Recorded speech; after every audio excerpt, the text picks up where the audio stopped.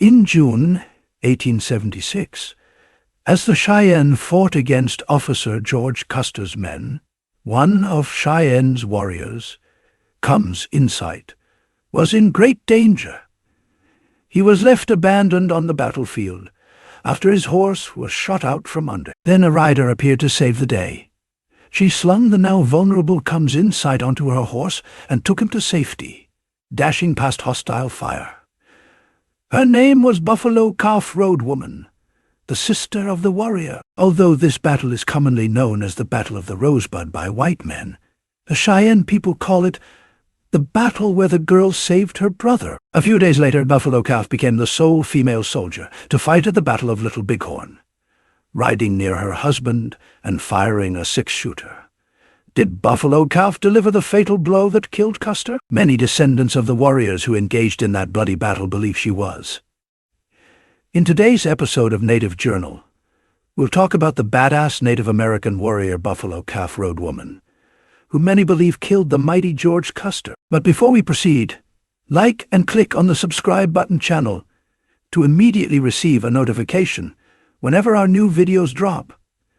Now let us get back to the video. As far as the history of battle is concerned, the fact is that women have always been active participants as fighters in the defense of their children, their families, their tribes, and their nation. However, throughout the decades, the writers of history, who were almost invariably men, have failed to give women as much credit as they should have for their contributions to the process of combat. Without a doubt, this is the case with Native American women who are warriors. In the present day, research and scholarship, the unearthing of long-concealed papers, archaeology and diaries are exposing more and more that women fought heroically and ferociously for the people they loved and the causes they believed in. This particular field of history demonstrates strikingly that history, as well as the recording of history, is a living, breathing phenomenon. We cannot take as gospel what we read in our elementary school textbooks and what we saw in Hollywood movies growing up. We have never learned the following from Hollywood or history books. At the Battle of the Little Bighorn, also known as Custer's Last Stand, female Cheyenne and Arapaho warriors distinguished themselves against their male counterparts. Buffalo Calf Road Woman, a Cheyenne warrior, was involved in several conflicts, and according to tribe mythology that has been passed down for 143 years, she is credited with murdering George Armstrong Custer. Lieutenant Colonel George Armstrong Custer led an army expedition that discovered gold in the Black Hills in South Dakota in 1874. According to a treaty that both parties signed 6 years earlier, the Sioux Nation owned the hills during that period, which the United States of America acknowledged. When the Grant administration attempted to purchase the mountains, the Sioux refused to sell them because they believed they were sacred land. In 1876, federal troops were sent to the Great Plains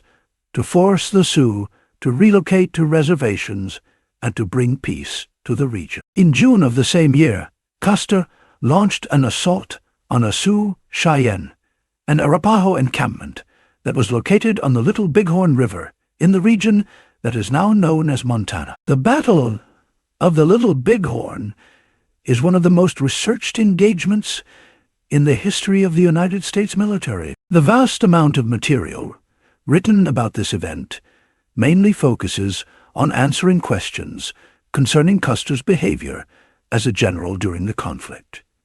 However, neither he nor the 209 soldiers under his immediate command made it through the day. An Indian counterattack would eventually pin down 7 companies of their fellow 7th Cavalrymen on a mountaintop that was more than 4 miles away. Before the Indians halted their siege, the following day, 53 of the approximately 400 troops who were stationed on the hilltop were dead, and 60 of them were injured. Buffalo Calf Road Woman was one of the many women who fought on the side of the Native Americans, despite the majority of fighters on both sides being male. Around the year 1850, Buffalo Calf Road Woman was born. She belonged to the Northern Cheyenne Nation and she lived during a time when the United States military was committing genocide against indigenous people through a campaign of murder, harassment, and forced relocation. Her ferocious combat abilities were well known, and she was known by several names, including Buffalo Calf Robe, Buffalo Calf Trail Woman, and Brave Woman. In 2005, Northern Cheyenne storytellers broke their silence regarding the combat, which had lasted for more than a century. They reported that Buffalo Calf Road Woman was the one who delivered the blow that knocked Lieutenant Colonel George Armstrong Custer off his horse before he passed away. On 25th June 1876, as men and boys started putting the horses out to graze, the sun was just beginning to push its way over the horizon. For the women, the first light was also the moment to start the cooking fire they had started the previous night. After some time, the Hunkpapa lady, known as Good White Buffalo Lady, stated that she had frequently been in camps when war was in the air, but that day was unlike what she had previously experienced. The Sioux that morning had no thought of fighting, she said. We expected no attack. Those who witnessed the campsite that had been assembled stated that they had never seen a larger one. According to an Oglala warrior, it had come together in March or April, even before the plains began to green up. There were reports that soldiers were coming out to battle, and as a result, the various camps made it a point to stay close together. These reports came from Indians who had arrived from faraway reservations on the Missouri River. The Cheyennes were located at the northern or down river, and near the large ford where Medicine Tail, Coulee, and Muskrat Crew were an hour. There were at least 6, and perhaps 7, clustered together near one another. On the other hand, the Hunkpapas were located at the southernmost point of the Sioux tribe. The Sans Arc, Brule, Mindconjou, Santee, and Oglala rivers, which were present along the river's bends and loops, separated them. According to some people, the Hunkpapas were considered the next largest group, with approximately 700 lodges between them. Between 500 and 600 lodges could have been found in the other circles. From this, it would appear that there are as many as 6,000 to 7,000 people in total, with a third of them being males or young boys of fighting age. A steady influx of individuals coming and going from the reservations made the subject of numbers challenging to pinpoint. An informal early warning system comprised these travelers: hunters from the camps, women who were out gathering roots and herbs, and others who were looking for horses that had gone missing. The dances that had been going on the night before had only ceased at the break of dawn, which is why many people woke up late this morning. The elders, who were referred to as chiefs by the whites, but were referred to as short hairs, silent eaters, or big bellies by the Indians, were gathered in a huge tent that was located nearly in the middle of the village. Possibly 2 lodges that were raised next to each other. Large numbers of adults and children went swimming in the river as the temperature rose and became more humid. According to Black Elk, the future Oglala holy man, who was just 12 years old at the time, the water would have been chilly. He would recall that the river was high because runoff from the mountains had accumulated. People at the southernmost end of the Hunkpapa camp were shouting alarms at the sight of approaching troops, initially seen in a line on horseback a mile away. 10 or 15 minutes after 3 o'clock, the Indians had already begun to emerge from their lodges to meet them. The first bullets came, which were heard back at the council lodge. Bullets sounded like hail on teepees and treetops, said Little Soldier, a Hunkpapa warrior, close to their lodge, which was outside of the camp. Gunfire killed Chief Gull's family, which consisted of 2 women and their 3 children. The Indians, however, were now coming out and firing back, which was sufficient to stop the ongoing assault. The whites disembarked from their horses. Every 4th man took the reins of 3 other horses and led them, along with his own, into the trees near the river. The remaining soldiers formed a skirmish line consisting of approximately 100 men. Everything was taking place in a very short amount of time. While the Indians were coming out to meet the skirmish line straight ahead, the river was on their left, hidden by heavy wood and brush. The soldiers were swooping around the end of the line while swinging wide with their swords. Some Indians, including Dog and Braveheart, rode out even further, circling a small hill behind the soldiers. At that point, the troops had already started to turn around and confront the Indians who were standing behind them. It appeared as though the line had come to a complete halt. The firing was intense and quick, but the Indians who were racing their horses were difficult to hit. As the number of men who were rushing out to meet the military continued to increase, women and children were fleeing the area. Within 15 to 20 minutes of the beginning of the battle, the Indians were gaining control of the field, and the Europeans were retreating into the trees that lined the river. A pattern had already been established for the Battle of the Little Bighorn, which consisted of moments of fierce fighting, rapid movement, and tight battle with soldiers falling dead or wounded, followed by sudden relative stillness. At the same time, the two sides collected themselves, took stock of their situation, and prepared for the next confrontation. As the troops vanished into the forest, Indians warily moved in after them, in groups of 1 or 2, while others collected in the vicinity. Although the shooting slowed down, it never stopped. Most women and children left the Hunkpapa camp and moved north down the river. At the same time, a growing stream of men were passing them on their way to the fighting, where the excitement was going on. According to Eagle Elk, a friend of Red Feather, Crazy Horse's brother-in-law. Both of these movements were taking place simultaneously. Around the same time, Crazy Horse, who was already well known among the Oglala for his mastery in combat, was making his way toward where the fighting was taking place. Bullets clattered through tree limbs and sent leaves fluttering to the ground as Crazy Horse caught up with his cousins, Kicking Bear and Red Feather. It was difficult to see the troops in the trees by the time Crazy Horse caught up with them, but there was a lot of shooting going on. At that point, several Native Americans had already been killed, and others had been injured. During the time that Custer's forces were making their way from the river to higher ground, the area on 3 sides was rapidly filling with Indians, who were effectively pushing as well as following the soldiers uphill. This is what Chev Elk had to say about the situation. We chased the soldiers up a long, gradual slope or hill in a direction away from the river, and over the ridge where the battle began in good earnest. The Indians had already begun to populate the coulees to the south and east, when the soldiers took their stand on the ridge, the backbone connecting the Calhoun Hills and the Custer Hill. The officers tried their utmost to keep the soldiers together at this point, said Red Hawk, but the horses were unmanageable. They would rear up and fall backward with their riders. Some would get away. Crow King said, when they saw that they were surrounded, they dismounted. This was true to the letter of the cavalry's tactics.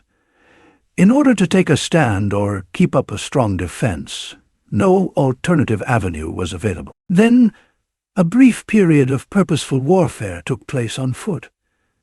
As soon as the Indians arrived, they dismounted their horses, searched for cover, and started moving toward the soldiers. To conceal themselves, the Indians made their way uphill on hands and knees, as Red Feather put it.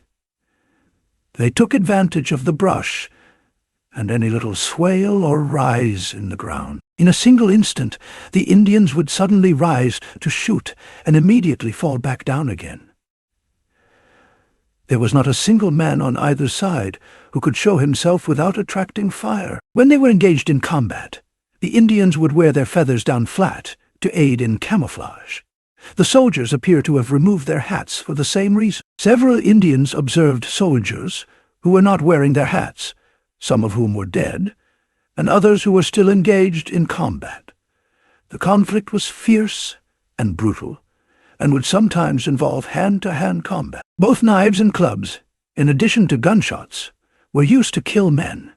In the moments before he was murdered himself, the Cheyenne Brave Bear witnessed an officer on a brown horse shoot 2 Indians with his handgun. The Bear of Courage was successful in seizing the horse.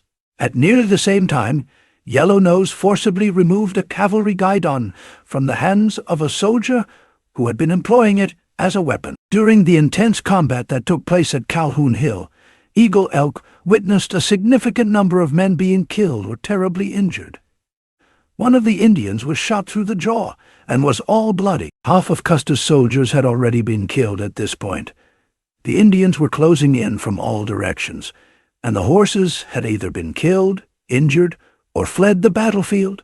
It was impossible to conceal oneself. When the horses got to the top of the ridge, the gray ones and bays became mingled, and the soldiers with them were all in confusion, said Foolish Elk. After that, he added something that no white soldier ever lived to tell. The Indians were so numerous that the soldiers could not go any further, and they knew that they had to die. From downriver, where they had been chasing horses from along the ridge, where they had stripped the dead of guns and ammunition, and from upriver, where Renault's men could hear the beginning of the last heavy volley a few minutes past 5 o'clock. The Indians who had surrounded the soldiers on Custer Hill were now joined by others from every section of the surrounding field. "There were great numbers of us," said Eagle Bear and Oglala. "Some on horseback, others on foot. Back and forth in front of Custer, we passed, firing all the time. The Cheyenne and Lakota, who were allied under the command of Crazy Horse, were retiring. And as they did so, they abandoned the injured Chief Comes in sight, the brother of the Buffalo Woman, on the battlefield. On the spur of the moment, Buffalo Calf Road Woman sped out onto the battlefield at full speed, grabbed her brother, and carried him to safety. Her brave rescue sparked a rallying cry among the Cheyenne, which ultimately resulted in their victory over General George Crook and his forces. The Cheyenne referred to the Battle of Rosebud as the fight where the girl saved her brother in order to pay tribute to Buffalo Calf Road Woman for her heroic actions. According to elderly Cheyennes, who were still alive at the time, 2 Southern Cheyenne women reportedly discovered Custer's body in the 1920s. The bullets had struck him in the head as well as in the side. One of the most well-known Cheyenne elders, a peace chief, a member of the tribal administration, and the National Historic Preservation representative of the Cheyenne and Arapaho tribes of Oklahoma, provided the following additional information. Regarding the account of Buffalo Calf Road Woman, Cheyenne warrior Buffalo Calf Road Woman had fought a number of battles in leadership roles. At the Battle of the Little Bighorn, it is said she charged Custer, grabbed his saber, and stabbed him, knocking him off his horse and killing him. Afterward, Cheyenne and Arapaho women stabbed their awls in Custer's ears, chanting, "Unfortunately, she and her family were in for a terrible end." She and her husband were effectively expelled from the clan as a result of her husband's actions, which included the shooting and killing of the chieftain, Black Crane, during the Northern Cheyenne Exodus. The following day, Black Coyote and 2 other Cheyenne men ambushed 2 United States soldiers along Mispa Creek in Montana, resulting in the death of one of the soldiers. Soldiers from Fort Cayo went on a hunt for the family, and they were eventually apprehended on 10th April, 1879, 5 days after they had been located. This series of events came to be known as the Mispa Creek Incidents. A small group was transported to Miles City, Montana, where the 3 men, including Black Coyote, were brought before a judge and prosecuted for murder. The execution was planned to take place on 8th June, 1879. In May the previous month, Buffalo Calf Road Woman passed away in Miles City, Montana, from either diphtheria or malaria. Her husband was incarcerated at the time. The news of this led Black Coyote to commit suicide by hanging himself in prison. Thank you for staying with us to the end. If you enjoyed this video, kindly hit the like button and subscribe to our channel to get notifications on all our new videos. Also, remember to share this video.